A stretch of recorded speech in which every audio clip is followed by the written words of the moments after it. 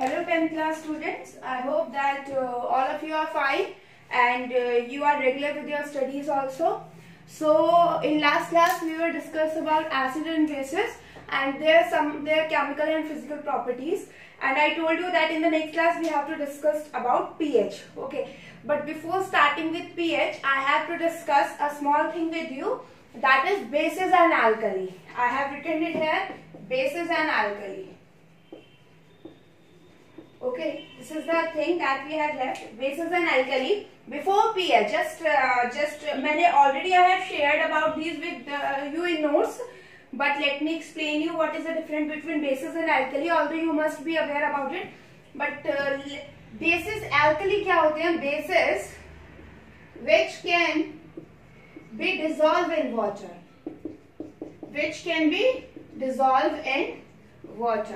The base which can be dissolved in water are also known as alkali, जिसे आपका NaOH, sodium hydroxide, potassium hydroxide, magnesium hydroxide, calcium hydroxide, these all are the alkalis because these are the base which can be dissolved in water easily. But what do you mean by, what is the difference between bases and alkali? Simply difference है, a base which can be dissolved in water is known as alkali also. यानी कि आप simply ये कह सकते हैं all bases are not alkali but all alkali are bases. Alkali सिर्फ उन्हीं bases को बोला जाता है that can be dissolved in water. Suppose करो अगर मैं ये example लिखती हूँ copper hydroxide, या फिर मैं एग्जाम्पल लिखूं copper oxide. I told you about this copper oxide that metal oxides, metal carbonates, they all have basic character in it. तो ये बहुत इंपॉर्टेंट बात है याद रखने की.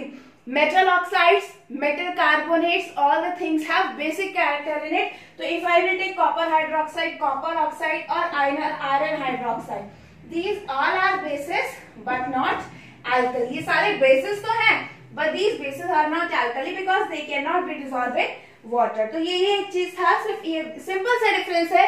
The base which can be dissolved in water is known as alkali, but otherwise it is simply a base and not an alkali. So I hope that this thing is clear to you. Now एक और चीज है, कभी कभी पूछ लिया जाता है उससे सिंपली उसके बारे में, आपको थोड़ा as we are discussing about acid and bases, तो वो थोड़ा हमें आइडिया होना चाहिए. Although it is not mentioned in your NCERT, but still you must be aware about these things as we are studying about acid and bases. तो हम तो पढ़ रहे हैं acid bases के बारे में, थोड़ी उससे थोड़ा हमें डिटेल में रहना जरूरी होता है. जैसे आपका होता है basicity of acids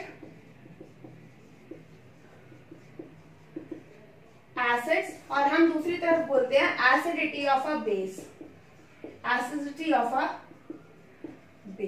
ये बहुत इंपॉर्टेंट चीज है. Acid, basicity of acids and acidity of a base. Acids की basicity और bases की acidity टॉपिक है. What do you mean by basicity of an acid और acidity of a base? तो हम इसके बारे में लिखते हैं. जैसे सपोज करो I have written here HCl. Okay, HCl में how many H plus ion are there? 1 H plus ion. ठीक है. It means अगर मैं HCl को NaOH के साथ रिएक्ट करूंगी, if I will react HCl with NaOH, then what will be the reaction? The reaction is NaCl plus H2. Now we can say that this H plus is replaced by Na because of this OH minus. ये reaction क्यों हुई? Because in this reaction acid generally किसके साथ react करता है? एक ऐसे compound के साथ जिसके अंदर बेसिक कैरेक्टर हो. That when these terms are given, जब ये टर्म्स को दिया गया था तो इनको OH माइनस के रेस्पेक्ट में दिया गया था. कैसे? वो एग्जाम्पल से समझिए. We can say that this H plus is replaced because of this OH minus. अगर सपोज करिए यहाँ पर ये NaOH, अगर यहाँ पर ये पूरा का पूरा कंपाउंड नहीं होता तो HCl नॉर्मली H plus कहीं भी एक्स्ट्रा अलग से रिलीज नहीं होता, रिप्लेस नहीं होता. Here we can say that this H plus is replaced by Na. तो यहाँ पर हुआ क्या है? Basically this H plus is replaced due to the presence of OH minus. कितने H plus रिलीज हुए हैं? एक H plus रिलीज हुआ है. तो as this H plus is released because of the presence of OH minus ion, और आप simply कह सकते हैं the number of replaceable H plus ion is known as the basicity of an acid. कि कितने H plus आपके acid में present है, that can be replaced due to the presence of OH minus ion. कहीं ना कहीं ये indirectly या डायरेक्टली आपको this H plus is replace because of this OH minus. अगर ये OH माइनस नहीं होता तो यहाँ पर वाटर फॉर्म नहीं होता, ये H प्लस OH माइनस के साथ नहीं आता।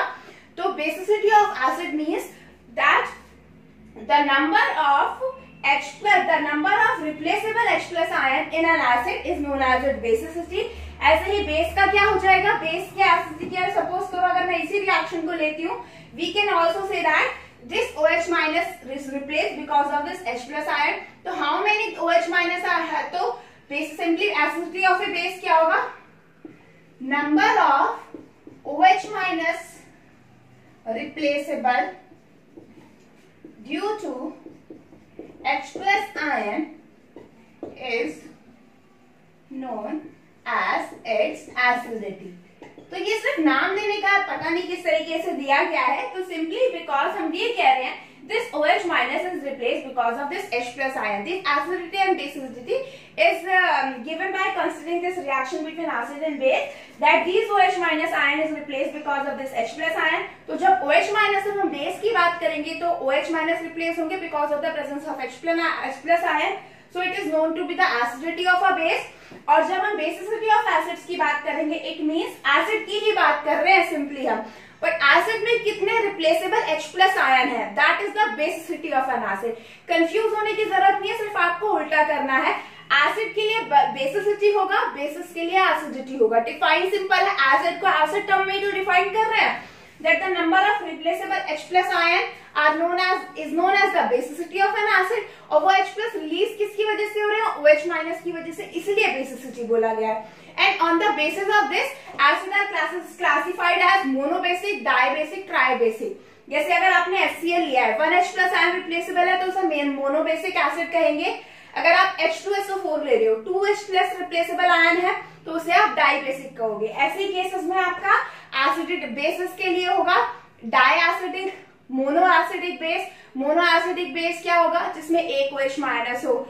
डाइएसिडिक बेस क्या होगा, जिसमें 2 OH माइनस हो। तो ये थोड़ा सा एक्स्ट्रा है, तो ये आप एक बार पढ़ लेना। ये मैंने आपको बता दिया, जितना बताया है सिर्फ उतना ही पढ़ना है, उससे ज्यादा और वो नहीं है, बस माइंड में रखना है इसको, ठीक है। तो I hope that these two terms are clear to you. Now next just move to a topic that is pH।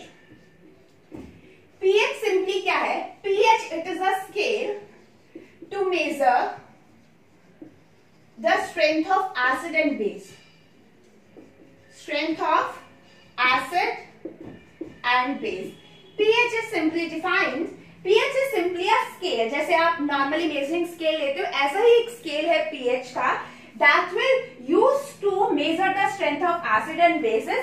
P जो word है, it means ये potence word से लिया गया। potence it is a German word which means power। potence का मतलब क्या होता है, पावर। तो पावर ऑफ H मतलब हाइड्रोजन के आयन की कंसंट्रेशन के टर्म्स में हम pH को डिफाइन करते हैं।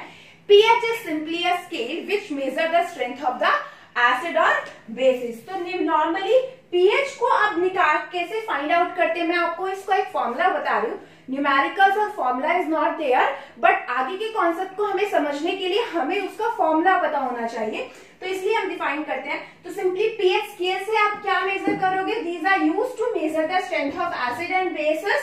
And in fact in the way we are using litmus solution or litmus paper, in the same way pH solution और pH paper are also there। pH paper भी present होते हैं, यूनिवर्सल pH पेपर प्रेजेंट होते हैं आपके पास, जिनकी help से हम एग्जैक्ट अभी तक हमने सिर्फ ये देखा that whether a substance is acid और बेस, बट हमें ये कैसे पता चलेगा whether it is a strong acid और स्ट्रॉन्ग बेस और वीक एसिड और weak base. That we determine by using this pH scale because this measure the strength of the acid or base, कि acid आपका कितना strong है, कितना week है, base आपका कितना स्ट्रॉन्ग है और बेस आपका कितना वीक है। On the basis of this pH scale we are going to measure that। तो सिंपली अगर आप pH का फॉर्मूला देखो तो pH का एक फॉर्मूला होता है minus log of H plus. Log it is a mathematical quantity. ये क्या है, जैसे आप प्लस करते हो, प्लस एक ऑपरेटर हो गया, किसी भी सब्ट्रैक्शन करते हो, एडिशन करते हो, डिवीजन करते हो, मल्टीप्लिकेशन करते हो, in the same way log, logarithm a mathematical term was there. इनकी वैल्यूज हम फाइंड आउट करते हैं, लॉग को यूज करते हैं। तो simply pH is defined as pH is the minus logarithm of concentration of H plus ion. अभी आप इस लॉग वैल्यू को थोड़ा बस इतना, ये log logarithm is a mathematical value, इस लॉग वैल्यू को छोड़ो, आप सिंपली देखो क्या वर्ड आ रहा है, pH is the minus of logarithm of H plus. Minus आ रहा है या नहीं आ रहा, माइनस आ गया या नहीं आ गया, इट मीन्स इफ अगर H प्लस की कंसंट्रेशन ज्यादा है तो pH आपकी क्या होगी, कम होगी। ये माइनस है, डिक्रीज दिखा रहा है आपको, माइनस क्या शो करता है, डिक्रीज, इनवर्स रिलेशन शो करता है। जो आपका माइनस होता है that shows a inverse relation, घटना, माइनस मीन्स घटना। It means if your pH will increase then concentration of H plus ion will decrease। तो ये जो रिलेशन मैंने आपको बताया है ये सिर्फ मैंने आपको ये एक्सप्लेन करने के लिए बताया है that what is the relation between concentration of H plus ion and the pH value। As we all know, as the concentration of H plus ion increases, acidity will increase. और इसी pH scale पे हम उल्टा करते हैं कि अगर आपकी H प्लस की आयन की कंसंट्रेशन इंक्रीज हो रही है तो आपका pH क्या होगा, डिक्रीज होगा। अगर concentration of H plus ion decrease हो रही है तो pH क्या होगा, increase. As they show a negative, there is a negative relation और a inverse relation between these two. तो आप लिख सकते हैं as this represent the concentration. ये जो स्क्वायर ब्रैकेट में हम लिखते हैं it means we are talking about the concentration of H plus ion. As H plus concentration of H plus ion increases, pH decrease। pH क्या होगा, decrease होगा। pH क्या होगा बेटा, डिक्रीज होगा। जैसे जैसे H प्लस बढ़ेगा pH की वैल्यू डिक्रीज होती जाएगी, जैसे जैसे H प्लस कम होगा pH की वैल्यू क्या होती जाएगी, इंक्रीज होती जाएगी। और हम इसका उल्टा भी बोल सकते हैं, हम यहाँ पर हम pH के स्केल से, मैंने आपको बोला pH scale is used to measure the strength of acid and base. Acid का तो हमें पता चल गया कि जितना ज्यादा H प्लस होगा pH उतनी ही कम होगी, जितना कम H प्लस होगा pH उतनी ज्यादा होगी। More will be the number of H plus और more is the concentration of H plus, मतलब आपका सोल्यूशन ज्यादा स्ट्रॉन्ग है। मींस H प्लस अगर ज्यादा है, मोर H प्लस का मतलब क्या है, मोर एसिडिक। मोर H प्लस कंसंट्रेशन का मतलब क्या है, मोर एसिडिक। और लेस H प्लस का मतलब क्या है, लेस H प्लस का मतलब है लेस एसिडिक। क्या मतलब है, less acidic. Okay, so in this way we are going to use this pH scale। अब जरा हम इस pH scale को draw करते हैं। I hope that this is clear to you। H plus ion concentration, pH is determined by using H plus ion concentration।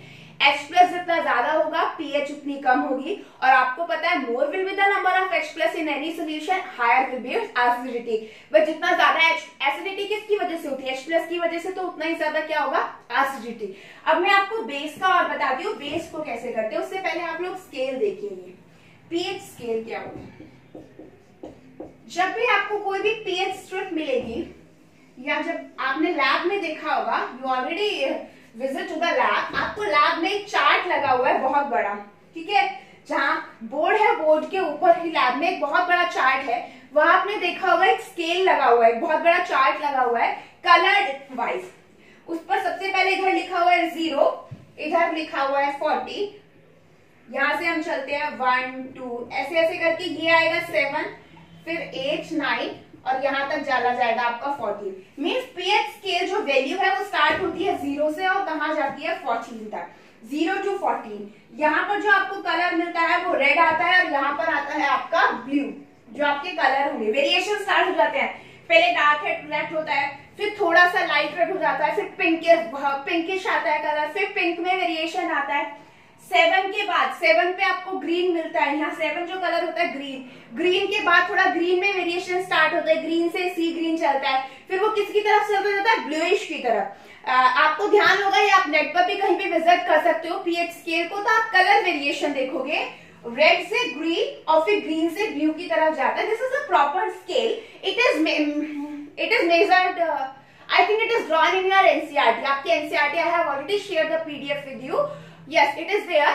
आपको पूरा scale colour wise दिखा हुआ है, वहां आपको कलर वेरिएशन देखने में इजी होगा कि हम we are going to start with the red and ending with the blue। अब 0 to 7, 7 to 14। Let me tell you one thing। These are the pH value। pH was 0, 1, 2। अब मैंने आपको क्यों बोला, if the pH is very low, it means concentration of H plus ion is very high। It means आपकी अगर pH 0 है means उसमें concentration of H plus ion बहुत ज्यादा होगी and it is very acidic in nature.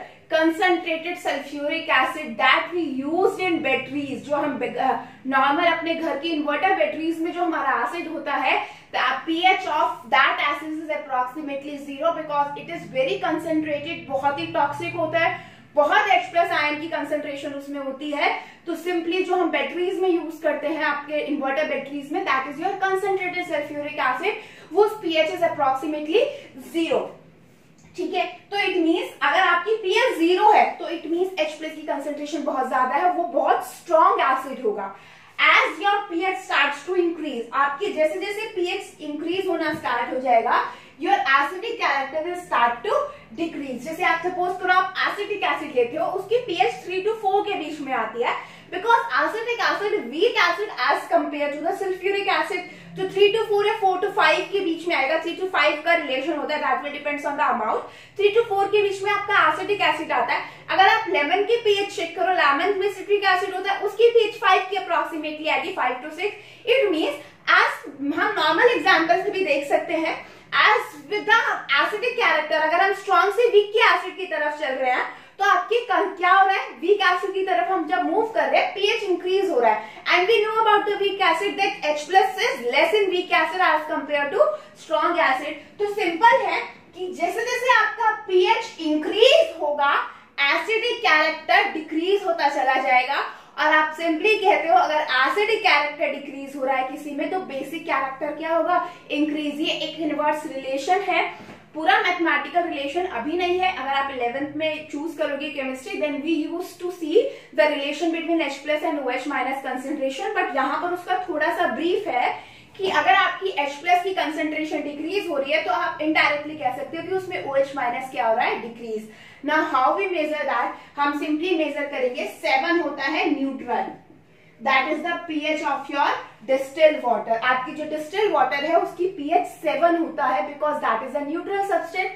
7 pH का मतलब है, न्यूट्रल का मतलब है उसमें जितना H प्लस आयन होगा उतना ही क्या होगा, OH माइनस आयन। तो दोनों की कंसेंट्रेशन इक्वल है, कैंसिल कर देंगे, जितना H प्लस उतना OH माइनस। बेसिस के सॉल्ट कैसे बनते हैं, न्यूट्रलाइजेशन रिएक्शन क्या होती है, एसिड और बेस एक दूसरे के इफेक्ट को न्यूट्रल कर रहे हैं, it means their concentration must be equal. तो जो आपका डिस्टिल्ड वाटर होता है, in that case H plus concentration ion equals to OH minus ion, तो इसलिए वो क्या होता है, न्यूट्रल।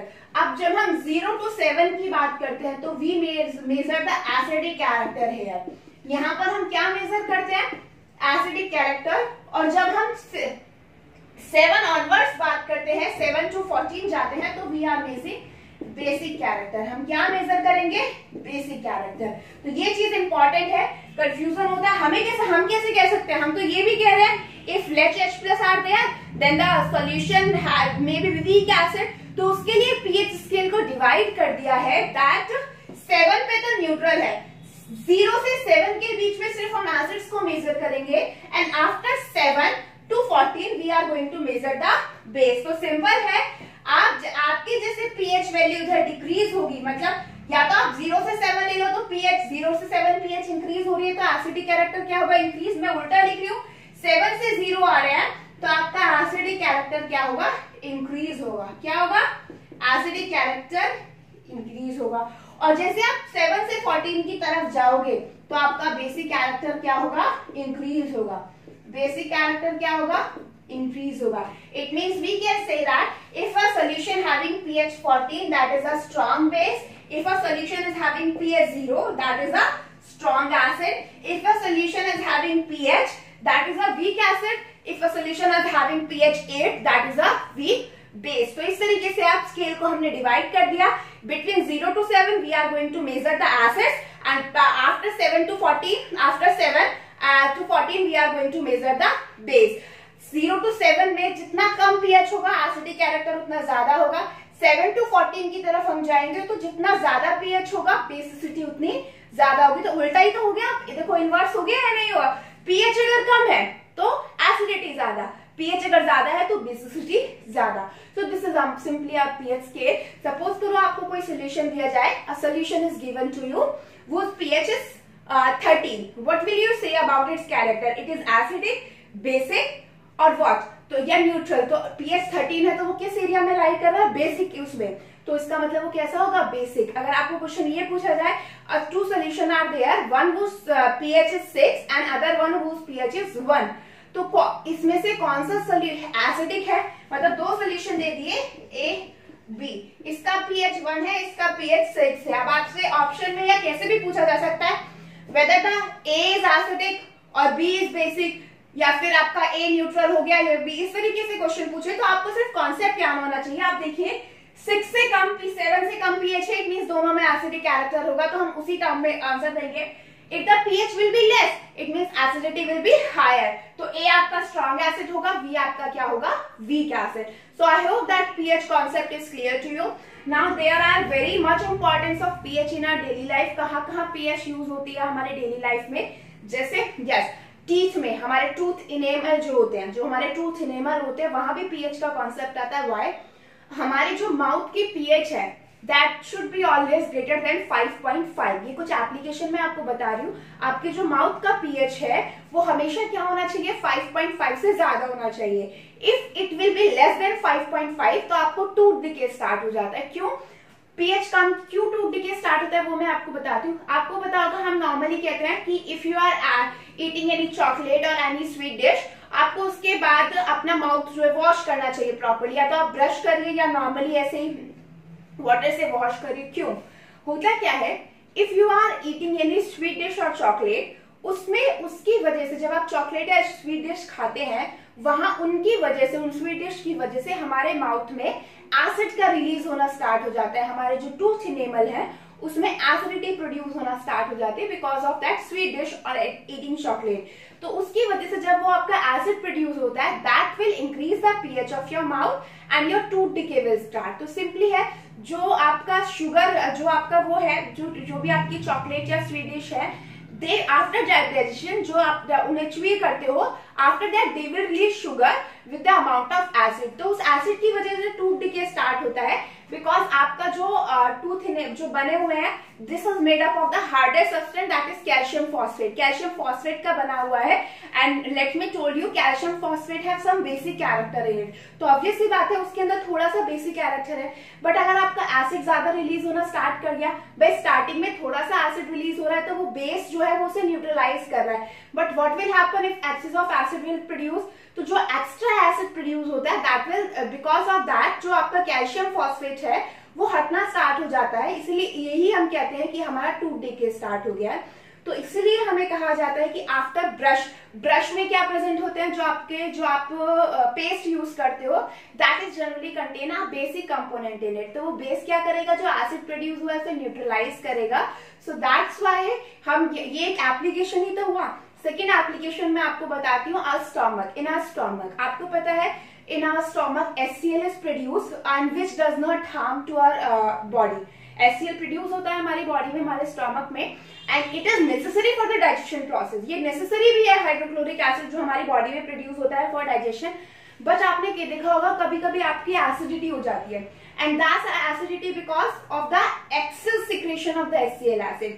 अगर आपका HCl एसिड एक ऑप्टिमम कंसेंट्रेशन से ज्यादा रिलीज होगा दैट विल कॉज एसिडिटी, और उसी एसिडिटी को क्योर करने के लिए आप क्या लेते हो, बेस लेते हो, because that will neutralize the effect. तो सिंपली होता क्या है, पीएच इंक्रीज होना स्टार्ट हो जाती है हमारे स्टोमक में। तो उस पीएच को डिक्रीज करने के लिए, यानी उस H+ कंसेंट्रेशन को डिक्रीज करने के लिए आपको ये बेस, जो आपकी एंटा एसिड होते हैं, एक एंटा एसिड आती है that is made up of magnesium hydroxide, milk of magnesia भी बोलते हैं उसे, मिल्क ऑफ मैग्नीशिया। तो उससे हमारा क्या होता है, जो एक्सेस एसिड है वो न्यूट्रलाइज हो जाता है and we cure from acidity. Okay, next मैं आपको पीएच का यूज बताती हूँ एक्वेटिक एनिमल्स की लाइफ में।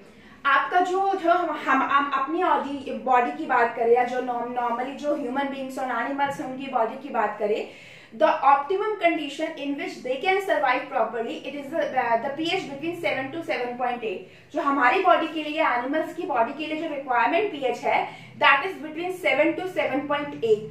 तो अगर वो उस पीएच में चेंज हो जाता है तो there is a difficulty in survival. तो आप नॉर्मली देखो जब एसिड रेन होती है, acid rain, you all know about the acid rain, तो उसकी वजह से जो भी आपकी एक्वेटिक एनिमल्स है उन पे सबसे ज्यादा इफेक्ट पड़ता है। क्यों? एसिड रेन की वजह से जो भी आपका वाटर है उसकी पीएच डिक्रीज हो जाती है, because acidic rain has pH between 5 to 6 और हमें चाहिए 7 to 7.8, तो उनकी पीएच क्या होने लगती है, डिक्रीज, जिसकी वजह से एसिडिटी इंक्रीज हो जाती है and it will cause harm to aquatic animals, especially aquatic animals पर ज्यादा इफेक्ट पड़ता है। ठीक है, सो इन द सेम वे अगर आप अपने बैकयार्ड में सॉइल देखो, मतलब अगर आपके घर में गार्डन है तो वहां उसकी सॉइल की पीएच चेक करना, it also be work in a particular condition, मतलब एक ऑप्टिकल पीएच, ऑप्टिमम पीएच होगी उसके वर्क के लिए। तो सिंपली होता है कि अगर ज्यादा पीएच हो गई तो भी हार्मफुल है, कम पीएच है तो भी हार्मफुल है। तो मेंटेन करने के लिए हम टाइम टू टाइम उनकी पीएच चेक करते हैं। अगर सपोज करो पीएच ज्यादा हो गई, मतलब उसमें बेसिक कैरेक्टर ज्यादा हो गया, तो हम एसिड ऐड करते हैं। अगर एसिडिक कैरेक्टर, मतलब अगर सॉइल की पीएच कम हो गई तो हम उसमें कोई भी बेसिक सब्सटेंस ऐड करेंगे जिसकी वजह से उसकी पीएच क्या हो जाएगी, increase. So these all are the application of the pH in our daily life. So I hope that up to this point all the things are clear to you about acid, bases and pH. So today we are completed with our PT first syllabus. PT first में सिर्फ pH scale तक ही आएगा with its application. Okay, I will share the notes with you, but application in our daily life that you have to write down yourself. Okay तो आपको खुद से लिखना है. I have already share the NCERT PDF with you, तो उस NCERT PDF की help से आप लिखिए एप्लीकेशन, उसमें सारी एप्लीकेशन एक्यूरेटली दी हुई है. And one more thing, whatever the questions are given to you, you have to do that in your fair notebook only, in your chemistry notebook. जो आपको नहीं करना है वो मैं स्पेशली मेंशन करती हूँ उस पे कि ये आपको फेयर में नहीं करना है, सिर्फ प्रैक्टिस करनी है उनकी. ठीक है, अदरवाइज मेंशन नहीं है कुछ भी, सिर्फ असाइनमेंट क्वेश्चन है, it means you have to do it in your fair notebook only. I hope that all of you are clear with it. Okay, so this is our PT first syllabus. From the next class we are going to start with the salt से हम स्टार्ट कर देंगे because we have already done a lot of question. अच्छा चलिए मैं कुछ question आपके साथ डिस्कस कर लेती हूँ. ठीक है, कुछ क्वेश्चंस और मैं आपके साथ डिस्कस कर लेती हूँ so that you are able to write down the answer. Okay, so let us start with the question answer.